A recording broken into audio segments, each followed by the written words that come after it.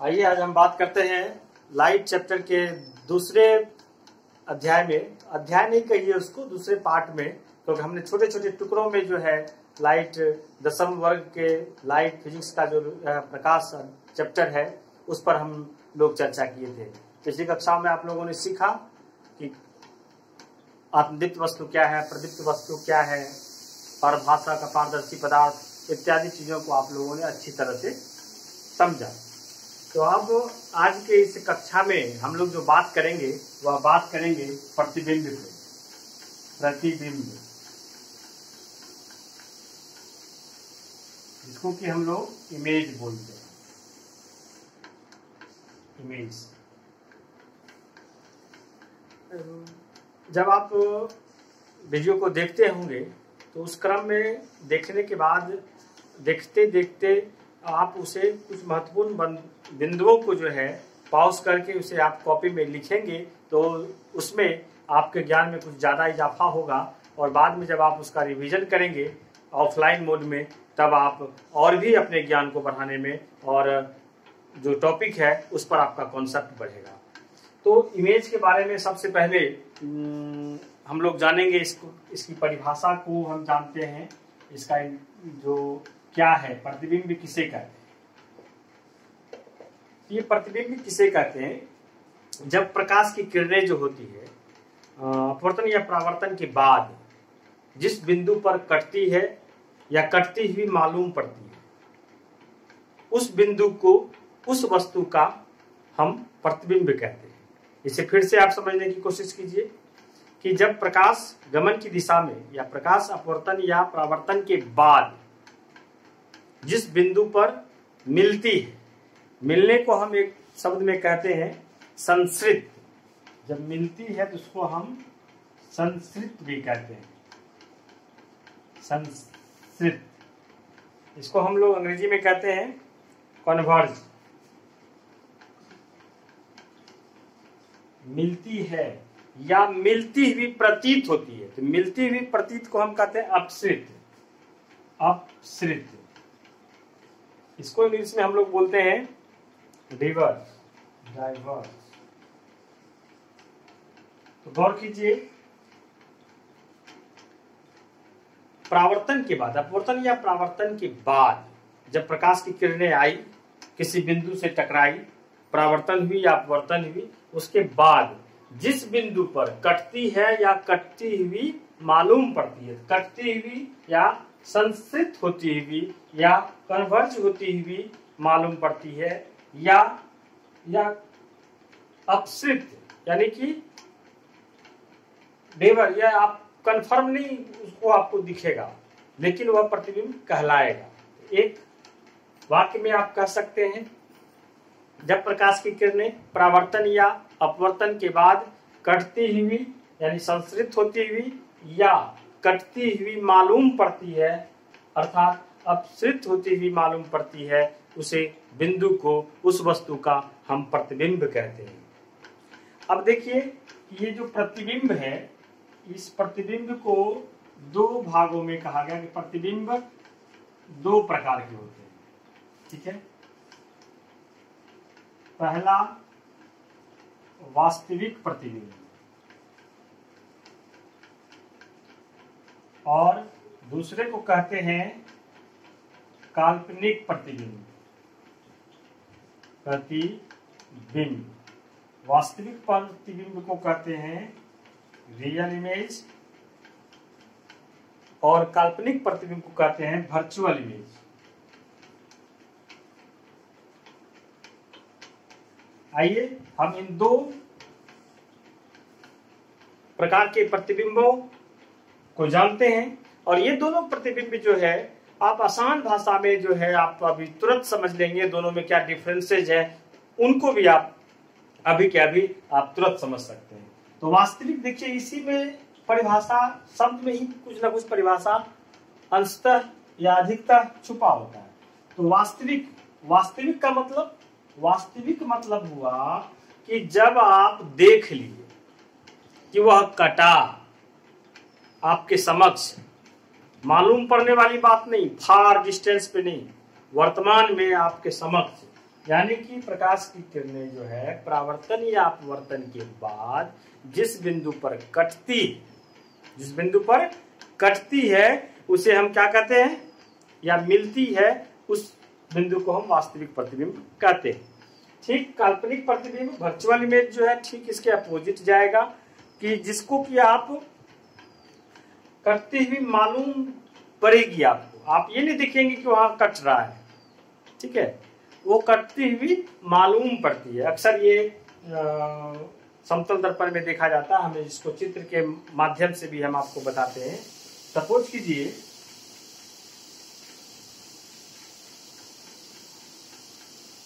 यह एक अवतल दर्पण है, ठीक है। अब इस अवतल दर्पण पे एक वस्तु है। अब ये वस्तु यहाँ पे प्रकाश की किरण, ये प्रकाश की बिंब से जो है, यह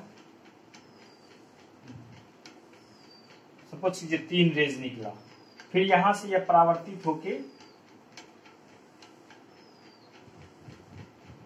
देखिए यहाँ पे मिला, तो ये जो बिंदु हुआ, अगर इस वस्तु को ए बी नाम देते हैं, तो ये जो आई बी हुआ ये इसका इमेज हुआ, यह हो गया बिंब जिसको वस्तु कहते हैं, यह हो जाएगा प्रतिबिंब जिसको कि आप इमेज कहते हैं।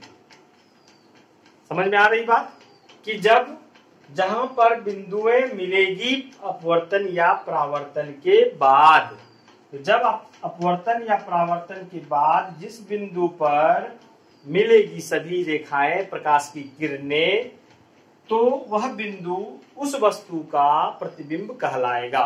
क्लियर हो गया। अब आप अगर काल्पनिक प्रतिबिंब की बात करें, तो काल्पनिक प्रतिबिंब सपोज कीजिए यह एक मिरर है जिसको कि आप समतल दर्पण कहते हैं, ठीक है। इस समतल दर्पण पे, ठीक है, कोई ऑब्जेक्ट है, सपोज यहां पर एक इमेज है,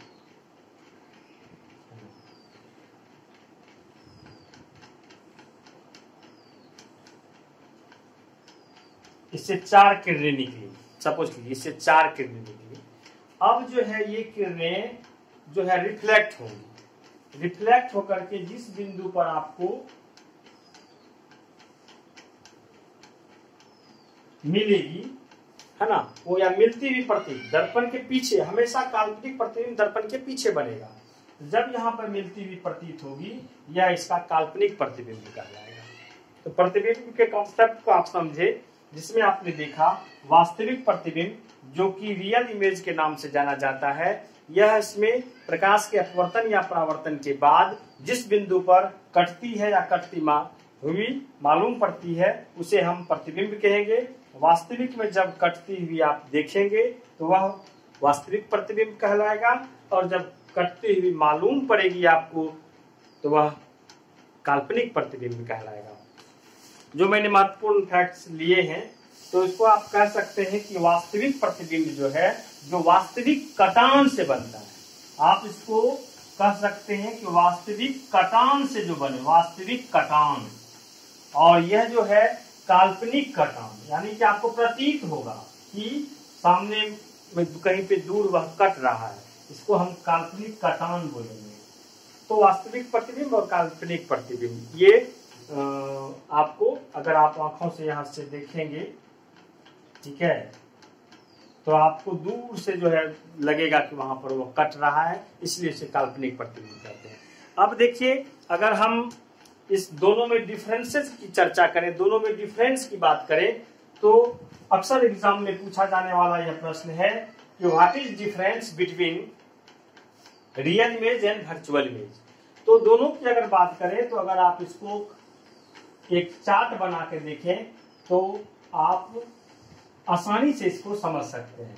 अगर हम वहां पे वास्तविक प्रतिबिंब लिखता हूं, प्रतिबिंब, ठीक है, उसके बाद यहाँ पे लिखता हूं काल्पनिक प्रतिबिंब, काल्पनिक प्रतिबिंब, ठीक है। तो ये काल्पनिक प्रतिबिंब और वास्तविक प्रतिबिंब की मैं बात करता हूं।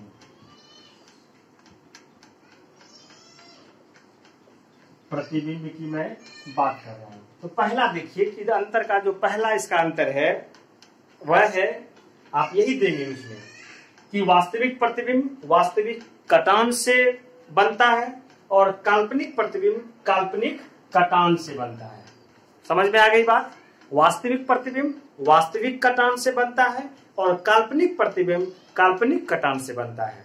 अब अगर बात करें दूसरे नंबर पे, तो दूसरे नंबर पे हम कहेंगे यह हमेशा उल्टा होता है। उल्टा होता है, वास्तविक प्रतिबिंब जो है हमेशा उल्टा होता है, लेकिन काल्पनिक प्रतिबिंब जो है हमेशा सीधा होता है। उल्टा को हम क्या बोलेंगे अंग्रेजी में? इनवर्स। इनवर्स। और ये हो जाएगा इरेक्ट, है ना, जिसको कि आप काल्पनिक प्रतिबिंब हमेशा सीधा होगा, सीधा, और वास्तविक प्रतिबिंब हमेशा उल्टा होगा। एकदम नोट करते जाइए, आपको फिर आप एग्जाम के समय में इसको रिवीजन कर सकते हैं, इतने आप सहज तरीके से इसे समझें कि वास्तविक प्रतिबिंब वास्तविक कटान से बनता है, इसको आप लिख सकते हैं वास्तविक कटान से बनता है, जबकि काल्पनिक प्रतिबिंब काल्पनिक कटान से बनता है। और वास्तविक प्रतिबिंब हमेशा उल्टा बनता है, इनवर्स बनता है, और काल्पनिक प्रतिबिंब जो है हमेशा सीधा बनता है, यानी इरेक्ट बनता है। तीसरे नंबर पे अगर हम बात करें तो वास्तविक प्रतिबिंब को पर्दे पे उतारा जा सकता है, पर्दे पर उतारा जा सकता है, और काल्पनिक प्रतिबिंब को पर्दे पर नहीं उतारा जा सकता। कितना आसान भाषा में आप समझ रहे हैं, यह आपको एक बार में याद होगा। अगर आप 10वीं के छात्र हैं तो आपको एक बार में यह याद कर लेना होगा मन मस्तिष्क में, है ना। तो पर्दे पर उतारा जा सकता है वास्तविक प्रतिबिंब को, और काल्पनिक प्रतिबिंब को पर्दे पर उतारा नहीं जा सकता है। और अगर आप इसके चौथे अंतर को, डिफरेंस को देखें तो वास्तविक प्रतिबिंब जो है दर्पण के सामने बनता है। कहां बनता है? दर्पण के सामने, और यह जो है दर्पण के पीछे बनेगा। काल्पनिक प्रतिबिंब दर्पण के पीछे बनेगा और वास्तविक प्रतिबिंब दर्पण के सामने बनेगा। तो निश्चित रूप से ये 4 डिफरेंस है, इसमें आपको याद हो गया होगा। पहला वास्तविक कटान से बनता है, और दूसरा वास्तविक प्रतिबिंब उल्टा होता है, तीसरा इस वास्तविक प्रतिबिंब को पर्दे पर उतारा जा सकता है, चौथा यह दर्पण के सामने बनता है। ठीक इसके आप उल्टा लिख देंगे काल्पनिक प्रतिबिंब में कि काल्पनिक प्रतिबिंब काल्पनिक कटान से बनता है, यह हमेशा सीधा होता है, इरेक्ट होता है, और इसे पर्दे पर नहीं उतारा जा सकता है, और चौथा जो है यह दर्पण के पीछे बनता है। यह हो गया difference between real image and virtual image. अब हम बात करेंगे समतल दर्पण पर जो प्रतिबिंब बनता है उस पर कुछ चर्चा करते हैं।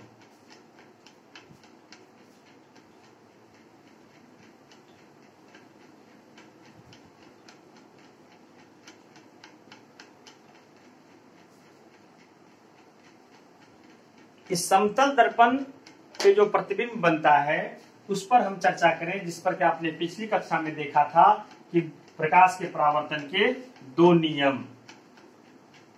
तो समतल दर्पण पर जो प्रतिबिंब बनता है उसके कुछ खासियत है, उस खासियत उससे संबंधित न्यूमेरिकल भी प्रश्न आते हैं।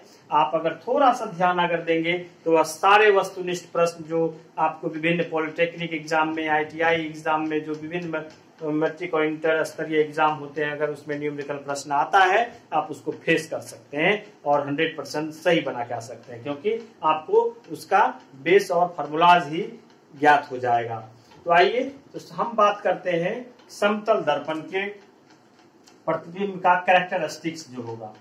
समतल दर्पण, जिसको आप बोलते हैं प्लेन मिरर, ये प्लेन मिरर के बारे में हम बात कर रहे हैं। तो ये प्लेन मिरर जो है इसके क्या फीचर्स हैं? सबसे पहले देखिए कि अभी आपने देखा कि समतल दर्पण में जो प्रतिबिंब होता है वह काल्पनिक प्रतिबिंब होता है।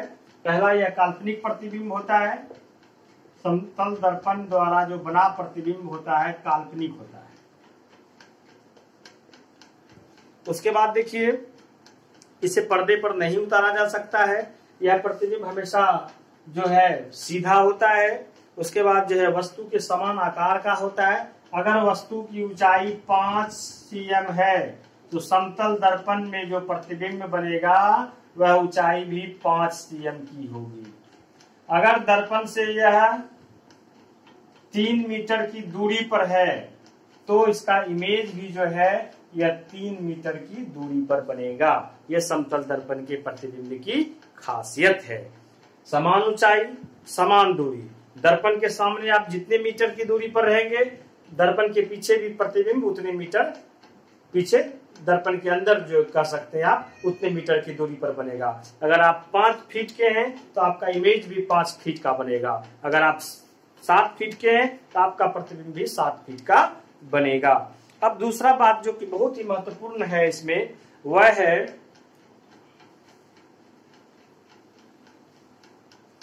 दर्पण में विवर्तन होता है। समतल दर्पण में जो है प्रतिबिंब का विवर्तन होता है। क्या होता है? विवर्तन। एक होता है पार्श्व विवर्तन और एक होता है विपरिवर्तन। तो सबसे पहले हम लोग बात करते हैं पार्श्व विपरिवर्तन की।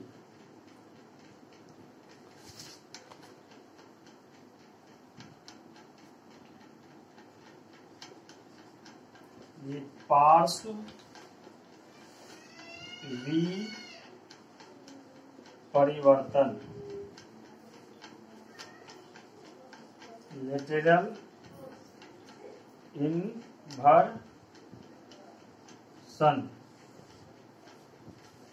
ये क्या है? तो सबसे और दूसरा है विपरिवर्तन।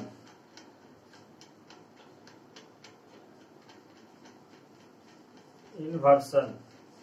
तो सबसे पहले आप समझिए विपरिवर्तन को। देखिए, दो चीज होता है, एक होता है हॉरिजेंटल और एक होता है वर्टिकल। ये हॉरिजेंटल क्या है? हॉरिजेंटल मतलब आप अगर ऐसे हाथ करते हैं, ये जो आपका समतल हुआ ये हॉरिजेंटल कहलाएगा। फिर आप अपने हाथ को ऐसे करते हैं, यह जो हुआ यह वर्टिकल कहलाएगा। तो इसमें कुछ चेंजेस होते हैं। ये 180 डिग्री पर मूव कर जाता है। समतल दर्पण में जो प्रतिबिंब बनता है वो उसको मूव कर देते हैं। सबसे पहले आप विपरिवर्तन को समझिए। विपरिवर्तन में क्या होता है? ये हॉरिजेंटल होता है, ऐसे है वह 180 डिग्री घूम जाएगा। ठीक है। सपोज कीजिए कि यह मिरर है, बस यहाँ पे जो इसका इमेज बनेगा, सपोज कीजिए ये आप यहां पे लिखिए P। क्या लिखिए? P। ठीक है। अब देखिए ये क्षैतिज हो गया, हॉरिजेंटल जिसको बोलते हैं, इसी को ना बोलते हैं हॉरिजेंटल, जो कि आपके समान जमीन के समांतर। आप यहाँ पे P लिखिए। जब इमेज समतल दर्पण में बनेगा यह रिवर्स हो जाएगा। कैसे? इस प्रकार का बन जाएगा। ये कैसे हुआ? ये 180 डिग्री घूम गया। 180 डिग्री घूम जाता है, इसलिए प्रतिबिंब आपको ऐसा बना। अब देखिए कि ऐसा प्रतिबिंब बना और ठीक ये हो गया हॉरिजेंटल में। और जैसे ही आप पार्श्व विपरिवर्तन में जाएंगे, इसमें उदग्र घूमता है। उदग्र क्या हुआ? ऐसे लंबवत जिसको बोलते हैं आप। ठीक है। इसमें आप जब कोई वस्तु को, आप यहां पे P लिखिए। ठीक है। अब ये देखिए उदग्र जो है ये मूव कर जाएगा 180 डिग्री। ये जैसे मूव किया तो आपका प्रतिबिंब इस तरह से बनेगा।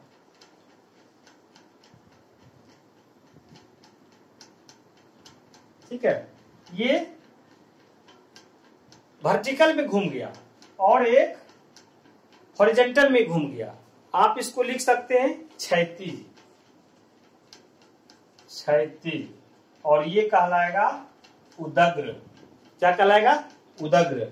अब देखिए कि ये जो दोनों चेंजेस होते हैं इसके इमेज में यह समतल दर्पण का कैरेक्टरिस्टिक्स है, समतल दर्पण का ये गुण है। अब देखिए, है ना, बहुत सारे लोग जो है कुछ कोड भाषा में कुछ लिखते हैं।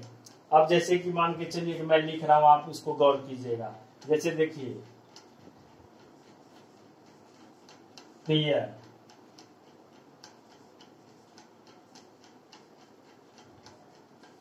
तुम्हारी याद आती है। देखिए, जब आप इसको प्लेन मिरर के सामने में रखेंगे तब यह सीधे रिवर्स हो जाएगा। तब आप इसको सीधे पढ़ सकते हैं। कैसे? ऐसा दिखाई देगा, प्रिय तुम्हारी याद आती है। आप जब अपने कॉपी पे लिखते हैं कोई भी चीज, जैसे देखिए इस पर यह लिखा हुआ है, आप इधर से जब देखेंगे तो आपको यह जो है ना पार्श जो है विपरिवर्तन और पार्श परिवर्तन में आपको दिखाई देगा। तो आप अगर उल्टा लिखेंगे तो आप उसको पेज उल्टा करके आप जब पढ़ेंगे तो वह 180 डिग्री घूम जाता है, तो आपको वह सीधा दिखाई देगा। ये दर्पण प्लेन मिरर जब आप इस तरह से उल्टा लिख करके दर्पण के सामने में ऐसे खड़े हो जाएंगे तो दर्पण में आपको सीधा दिखाई पड़ेगा। यह इसकी खासियत है, इसका ये फीचर है। अब आइए हम दर्पण की कुछ बात करते हैं। यह तो समतल दर्पण का द्वारा बना प्रतिबिंब हुआ। आप समतल दर्पण के सामने में खड़े हो जाइए। इधर से इस पर जो न्यूमेरिकल हम बात करेंगे, आप देखिएगा किस तरह से बहुत ही आनंद वाला सा प्रश्न आएगा और रोचकता इतनी बनेगी कि आपको लगेगा कि इस तरह के कितने प्रश्न हमको मिले कि मैं इसको सॉल्व करूं। अब इसके बाद हम लोग बात करेंगे दर्पण के बारे में। दर्पण, तो देखिए कि दर्पण जिसको कि हम लोग मिरर बोलते हैं, ठीक है। ये दर्पण है क्या? दर्पण कहते किसको है? तो देखिए, दर्पण कहते हैं वह जो नियमित सतह, यानी कि चमकीला और चिकनी और चमकीला सतह, जिस पर जो है प्रकाश की किरणें पूरी निष्ठा के साथ नियमित रूप से जो है परावर्तित हो जाए, ठीक है, और वो परावर्तित हो जाए पूरी अच्छे तरीके से, तो आप उसको मिरर कहेंगे। मिरर क्या है? एक प्लेन और चिकनी और चमकीली सतह है ना। आप थाली से भी प्लेन बना सकते हैं। आप देखते होंगे कि जब स्टील की कोई नया बर्तन होता है तो आपको उस पर फेस दिखता है। क्यों दिखा भाई? तो वह चमकीली सतह है, चिकनी है, जिसके कारण जो है वो प्रतिबिंब का निर्माण कर रही है। और एक तरफ रजजित किया हो, सिल्वर्ड किया हो, रजजित जिसको बोलते हैं सिल्वर्ड, एक तरफ से उसको पेंट कर देते हैं और वह दर्पण बन जाता है।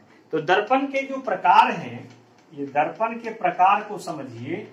ये दर्पण को जनरली 3 प्रकार में हम लोग देखते हैं। पहला समतल, दूसरा गोलीय, तीसरा परवलयिक, ठीक है।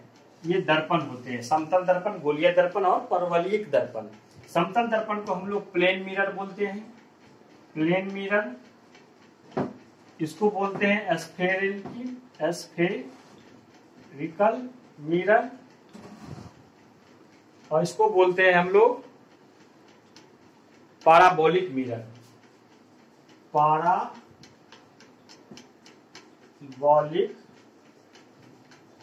मिरर, इस पर हम लोग चर्चा करते हैं। आखिर ये तीनों है क्या? समतल दर्पण को तो हम लोगों ने देख लिया। अब हम लोग समतल दर्पण का फिर भी एक बार रिवीजन के तौर पे आप देख लीजिए। एकदम प्लेन, जिसका परावर्तक सतह क्या हो, एक तरफ रंजित किया हुआ हो और एक परावर्तक सतह पूरे प्लेन हो, इसको हम लोग बोलेंगे समतल दर्पण। परावर्तक सतह जो समतल होगा वह समतल दर्पण कहलाएगा। गोलीय दर्पण क्या होता है? गोलीय, यह एक कांच का गोलाकार आकार का होता है। क्या होता है? कांच का गोलाकार भाग होता है, जिसके केंद्र के अगर बाहरी भाग में, अगर हम बाहरी भाग में रंजित कर दे तो यह हो जाता है अवतल दर्पण। क्या हो जाता है? अवतल दर्पण ये कहलाता है। यानी कि गोलीय दर्पण दो तरह का होगा। गोलीय दर्पण दो तरह का, अगर इस एक और इसको जब हम अंदर से रंजित कर दें, ठीक है, तो यह हो जाएगा उत्तल दर्पण,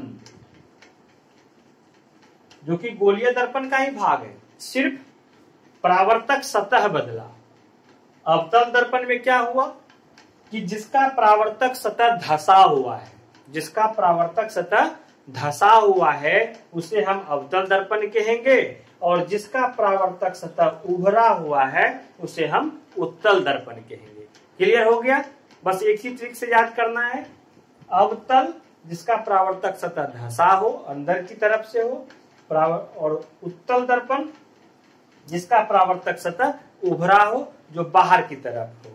अब देखिए कि अवतल दर्पण को हम लोग कॉनकेव मिरर भी बोलते हैं, कॉनकेव मिरर, और इसको बोलते हैं कॉन्वेक्स मिरर, और गोलीय दर्पण स्फेरिकल मिरर।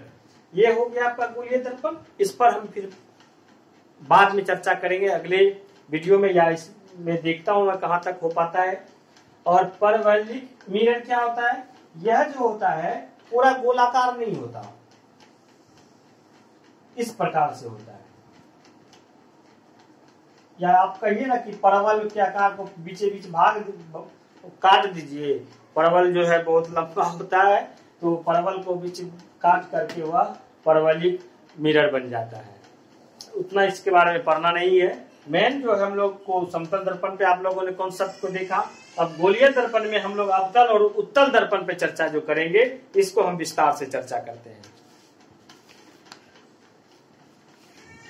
अब अवतल उत्तल दर्पण को आप गौर से समझिए। जितनी भी बातें इस पर हुई, वास्तविक प्रतिबिंब की बातें हुई, काल्पनिक प्रतिबिंब की बातें हुई, दर्पण की बातें हुई, दर्पण के प्रकार की बातें हुई। फिर अगले दर्पण में हम अवतल उत्तल का विस्तृत चर्चा करेंगे, कैसे प्रतिबिंब बनेगा, यह वस्तु कहाँ रहेगी तो कहाँ प्रतिबिंब बनेगा। और निश्चित रूप से आप लोगों का स्नेह जो है इस चैनल के प्रति हो, प्रदीप जीएस क्लास के प्रति हो, क्योंकि वर्ग 10वीं के अंतर्गत आपको 8, 9, 10 के भी सभी छात्रों के लिए जो है सारा पूरा एक जो है एक गागर में सागर वाली बात, वन रूफ एजुकेशन के तहत हिंदी से लेकर संस्कृत, साइंस से लेकर के सोशल साइंस तक के सभी क्लास का चैप्टर वाइज वीडियो आपके सामने उपस्थित होगा, जो कि आपके अध्ययन में, सेल्फ स्टडीज में एक कोऑपरेशन, एक मदद और मील का पत्थर साबित होगा। तो आपका स्नेह बना रहे, और आप अपने दोस्तों के साथ इस वीडियो को शेयर करें, जो आपके क्लासमेट हैं उनके साथ भी शेयर करें, और चैनल को सब्सक्राइब करें। अगर आप नए हैं तो चैनल को सब्सक्राइब करें, और क्लास कैसा लगा कमेंट बॉक्स में अपनी राय दें। तब तक के लिए धन्यवाद।